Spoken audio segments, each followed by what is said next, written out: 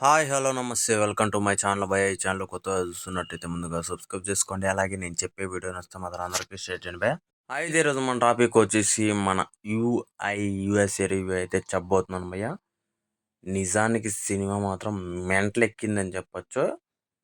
ఒక 2, 3 సీన్‌లతో అసలు 'ఉపేంద్ర' గారు ఎవ్వరు కొట్టలేని డైరెక్టరు అని మళ్ళీ ప్రూవ్ చేసుకున్నాడు భయ్యా. అంటే నేను ఎలా అంటున్నానంటే సినిమా స్టోరీ మొత్తం ఒక వే అనేది ఉండదు. అసలు వే కాదు కదా! మనకు ఒక అసలు సినిమా అనేది ఇది సినిమానా అనే టైప్‌లో అయితే క్లైమాక్స్ వరకు పోతది భయ్యా. క్లైమాక్స్‌లో ఇది సినిమా అన్న టైప్‌లో అయితే మనకనిపిస్తది. అంతేకాదు మన 'ఉపేంద్ర' గారి మార్క్ మాత్రం అసలు సైన్ చేసి సినిమా మొత్తం పోస్టర్ మీద ఏసినట్లు అనిపిస్తది.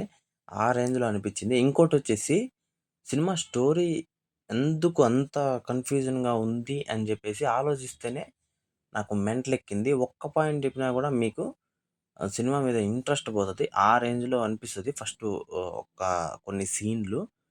కొన్ని సీన్‌లయితే క్లమ్జీగా అసలు సినిమాకి సంబంధం లేనట్టుగా అనిపిస్తది.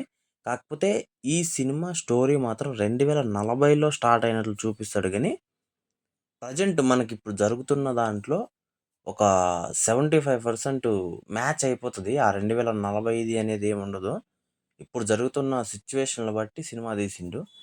నాకైతే గూస్ బంప్స్ వచ్చినాయి భయ్యా! లాస్ట్ క్లైమాక్స్ మాత్రం. ఇంకోటొచ్చేసి ఈ సినిమాకి ప్లస్ పాయింట్ ఉపేంద్ర గారు ఏ రకంగా కథ అనుకున్నారో, ఆ రకంగా చూపించడమే ప్లస్ పాయింట్ అనుకుంటున్నాను. అలాగే ఇంకో ప్లస్ పాయింట్ వచ్చేసి ఆయన యాక్టింగ్ కావచ్చు. ఇంకా పెద్ద ప్లస్ పాయింట్ ఈ సినిమాకి బ్యాక్‌గ్రౌండ్ మ్యూజిక్ భయ్యా! అసలు వేరే లెవెల్‌లో ఉందని చెప్పొచ్చు. ఆ సీన్‌లకి, ఆ బ్యాక్‌గ్రౌండ్ మ్యూజిక్‌కి అసలు అలా మ్యాచ్ చేసేసారని చెప్పొచ్చు. ఇంకోటొచ్చేసి యూఐ అనే ఎందుకు పెట్టారు నేమ్ అని జెప్పేసి అనిపిస్తది గదా! అది క్లైమాక్స్‌లో తెలుస్తది. ఇంకా భారీగా చెప్పాలంటే 'ఉపేంద్ర' గారిని ఏ డైరెక్టరు కొట్టలేరు అని మనము కొంతమంది పేర్లుంటాయి భయ్యా!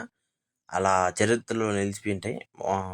కొంతమంది 'ఆర్‌జీవి' గారు గావచ్చు, అలాగే ఇంకా డెప్త్‌కి పోతే కొంతమందిలో మన 'ఉపేంద్ర' గారు గూడా గావచ్చు.